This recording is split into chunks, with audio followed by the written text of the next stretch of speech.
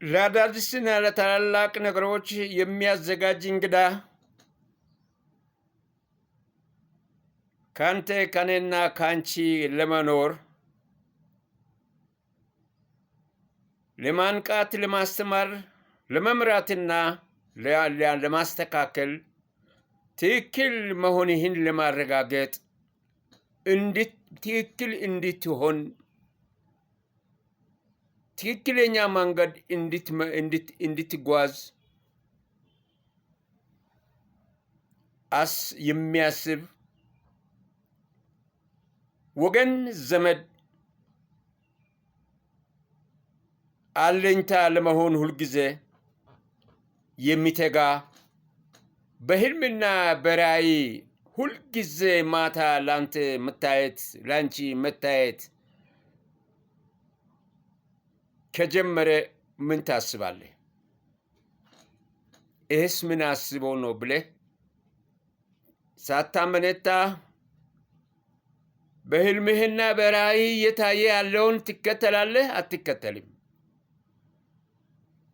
ምን ሊያመጣ ነው? ምን ሊሆን ነው? ያላሰብኩትና ያላቀድኩት በአእምሮ ውስጥ ያልነበረ በህልምና በራእይ እንዴት ታየኝ ብለህ ራስን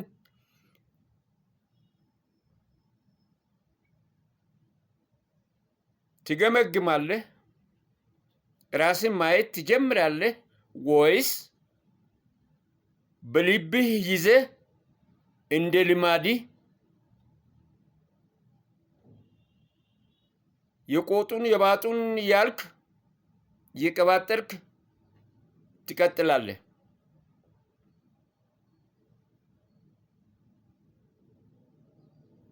ይህንን እንዳታደርግ ከዛ መስመር እንድትወጣ አብሮህ ለመኖር ለማንቃትና ለመምራት ለማስተማርና ለማደራጀት ብሎ የቀረበህን በህልም የሚታየውን በህልምና በራእይ የሚታየውን ትክክል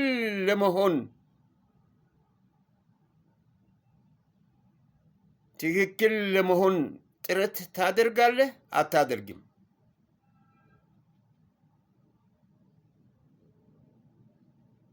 ታምነዋለህ? አታምነውም?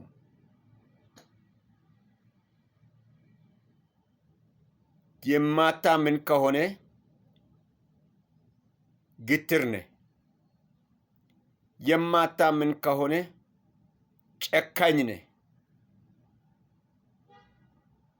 የማታምን ከሆነ አታላይ ነህ። ነዋይ ፈላጊ ነህ። አስመስለህ የምትኖር ነህ።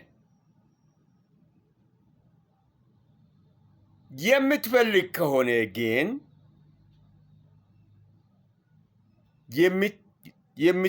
ከሆነ ግን ራስን ትቀይራለህ። ከነበርክበት መስመር ትወጣለህ። ትክክል ለመሆን ትፈልጋለህ። ስትንቃቸው፣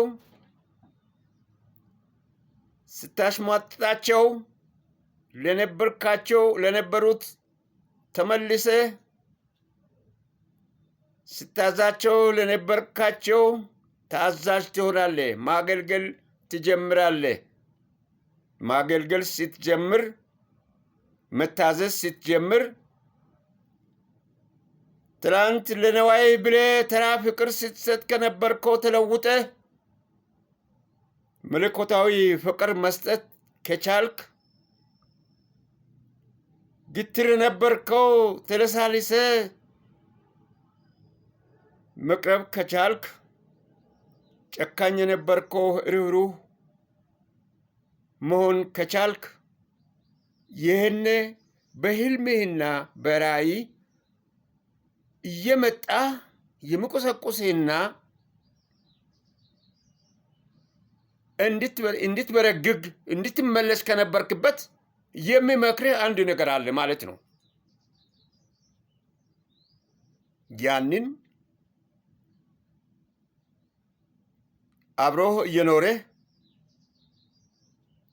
የሚያነቃህንና የሚመራህን መከተል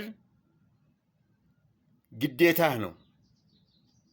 ካለዛ የውስጥን የሚያውቅ ስለሆነ ፍላጎትህ ምን እንደሆነ ቀድሞ የተረዳ ስለሆነ የሚረዳ ስለሆነ መንገድ ላይ ሳይተውህ ትቶህ ሳልፍ እንደመሰለህ ይሁን ሳይል በህልምና በራእይ እየመከረ ከኖረበት ተመልሶ አብሮ ለመኖርና ለማሳደስ ለአዳዲስና ለታላላቅ ነገሮች ለማዘጋጀት ቀርቦ ካንተ ጋር እየኖረ እያነቃ የሚመራህን ከተቀበልክ ሰው ትሆናለህ። ከሁሉ በላይ ትሆናለህ። ከሁሉ በላይ የሚያደርግህ ሌላ ኃይል ካጠገብህ እንዳለ ከተረዳ ነው። አሁንም ከሁሉም በላይ ነኝ የምትል ግትር አቋም ካለ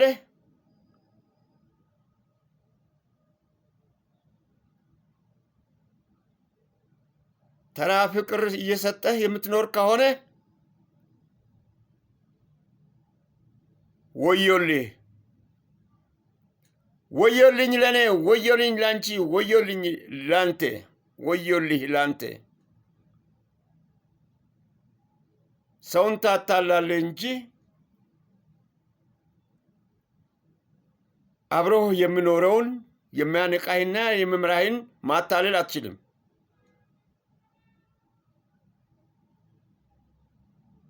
ስለዚህ በህልምህና በራእይ ለአዳዲስና ለታላላቅ ነገሮች የሚያዘጋጅህን አዳምጥ። እንድታዳምጥ ይጋብዝሃለሁ። ይህ አይነት ሁኔታ አንድ አጭር ታሪክ ልብ ወለድም ይሁን እውነተኛ ታሪክ ይሁን ይጋብዛለሁ። ባልና ሚስት በአንድነት ከልብ በመነጨ መለኮታዊ ፍቅር እየኖሩ ሳለ ከዕለታት አንድ ቀን ቤታቸው ተሰብስበው ከራት በኋላ ስለ ነገ ጉዳይ እየተወያዩ ባሉበት ድንገት ከውጭ እንግዳ በር ላይ ቆሞ በራቸውን አንኳኳ። ሚስቶዬ ማነህ ትለዋለች። በር የሚያንኳኳውን እንግዳ ነኝ እኔ ያሳድሩኝ አለ። ይህን ባል ግባ በይው አላትና ሚስት በር ከፍታ አስገባች።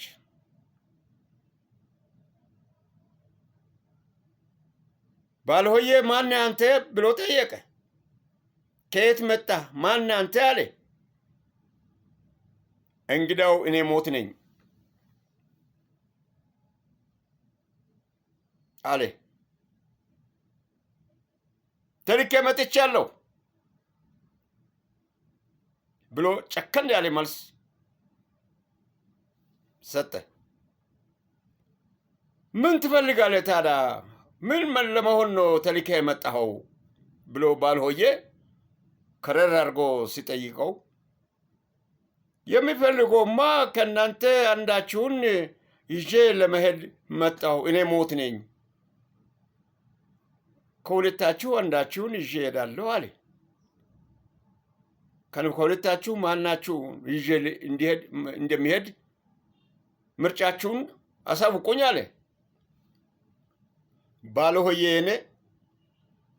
በከንፈሩ ጠቀስ አደረገና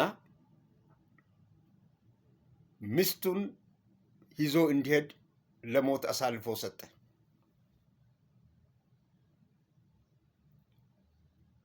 ባልና ሚስት በአንድነት ከልብ በመነጨ መለኮታዊ ፍቅር እየኖሩ የነበረበትን ወቅት ባል ራሱን ለማትረፍ ራሱን ለማዳን ራሱን ለመኖር ብሎ የሚወዳትን ሚስቱን ለሞት አሳልፎ ይዞ እንዲሄድ ፈቀደ። እንዳትሞኙ ወንድሞቼ። ሰው አለ ቀበሮ። አይ ሰው አለ ቀበሮ።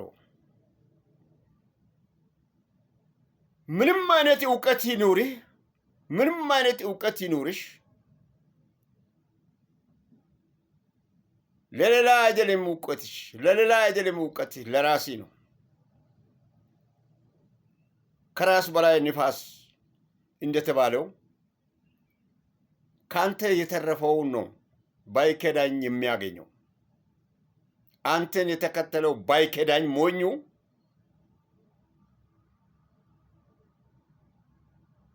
ባይከዳኝ ሞኙ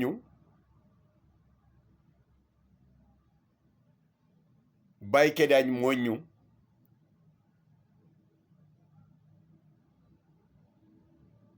ይሆነኛል ብሎ አምኖ አውላላ ሜዳ ላይ ጥሎ ሲያንከባልለው የማይገባው ባይከዳኝ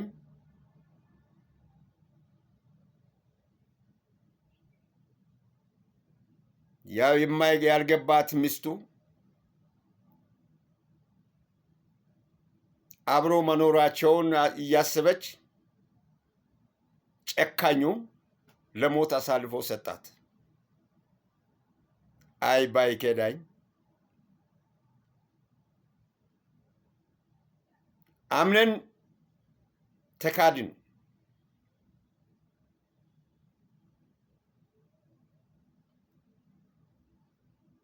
ባይከዳኝ ተካደ።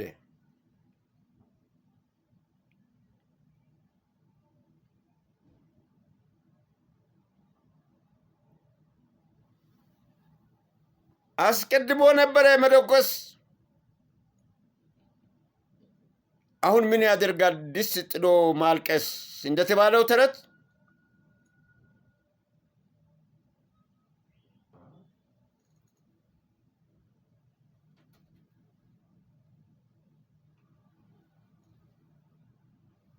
ምን የተባለው ነገር አለ? የራሽን ልጅ ቅማል በላው።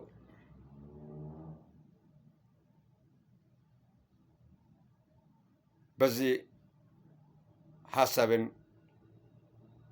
አጠቃልላለሁ።